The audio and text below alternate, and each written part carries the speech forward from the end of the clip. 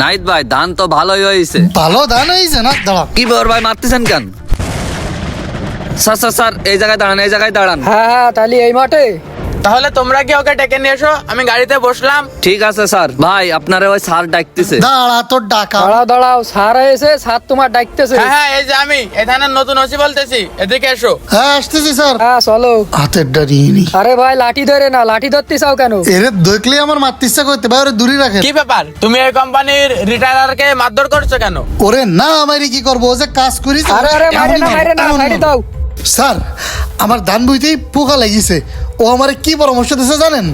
Sir, আপনার আসার খবর পাই আসলাম। আমার ধান বইতে তো পোকা লেগেছে, আর কদিন পরে তো ধান পাকি যাবে। এখন কি করবো কোন দিন? তোমার অনেক চিন্তা করা লাগবে না। এই যে প্রোডাক্টটা দেখতেছো, এই প্রোডাক্টটা দিলি তোমার ধান বইতে যদি দাও, তোমার ধান বইতে কোনো পোকা টোকা কিছু থাকবে না। এই যে কারেন্ট পোকা, ফোডিং, এমনকি কেঁচো পর্যন্ত সব মরে যাবে এই প্রোডাক্টটা যদি ব্যবহার ওর করো। পরামর্শ শুনে আমি এগুলো ব্যবহার করে আমার সব শেষ। আসলেই তো ধান খেত শুয়ে গেছে, বেগুন গাছ পুড়ে গেছে। আশিক সাহেব, আপনাদের কোম্পানির নামে এত বদনাম কেন? স্যার বিশ্বাস করেন, এই প্রথম জীবনে আর এই কাজ কোনোদিন হয়নি। অন্য কোন কোম্পানির ওষুধ দিয়েছে, এই জন্য এরকম হয়েছে। আচ্ছা, তুমি যে তাদের প্রোডাক্ট ব্যবহার করছো, তার কোনো প্রমাণ আছে তোমার কাছে?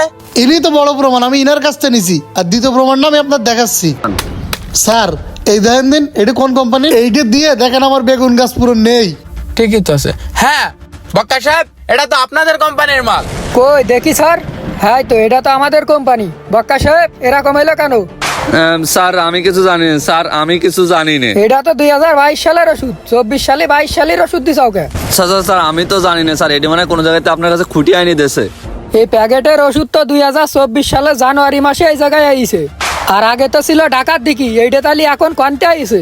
তা আমি জানি কোনটা আইস, তা আমি কি জানি? তুই জানিস না? স্যার বাঁচান, স্যার বাঁচান। এইবারটা তোমার আর বাঁচাবো না আমি। সত্যি ঘটনা কি তাই বলো। স্যার করছি, স্যার করছি। কবে না আবার কি ঘটনা? স্যার হঠাৎ একদিনকে একটা আননোন নাম্বার থেকে ফোন আসছিল, কিডা আবার ফোন দিল। আপনি কি বক্কার সাহেব বলছেন? হ্যাঁ ভাই, কে? ভাই, আমি আসলে আপনাদের ওই যে লাটের মালগুলা, মানে আপনাদের 22 সালে এক্সপায়ার মালগুলা ছিল না, হ্যাঁ ভাই, হ্যাঁ। ওইগুলো আমরা অল্প টাকায় কিনছিলাম ভাই, একটা কেমিক্যাল তৈরি করার জন্য। কিন্তু ওইটা তো আর এখন হচ্ছে না, ফ্যাক্টরি অফ হয়ে গেছে, বুঝছেন? হ্যাঁ এখন মনে করেন ওই জিনিসগুলো আপনি হচ্ছে লোকালে একটু সেল করে দিবেন, মানে কৃষকদেরকে একটু বুঝাই শোনায় বা কোনো দোকানে একটু বুঝাই শোনায় আপনি যদি সেল করে দিতে পারেন, তাহলে আপনার প্রতি পিস মালের থেকে 50% টাকা আপনাকে দিয়ে দেওয়া হবে। অর্থাৎ যা বিক্রি করবেন 100 টাকায় 50 টাকা পেয়ে যাবেন। শোনো বক্কার, তুমি লোভে পড়ে যে কাজটা করেছো মোটেও ভালো করলে না।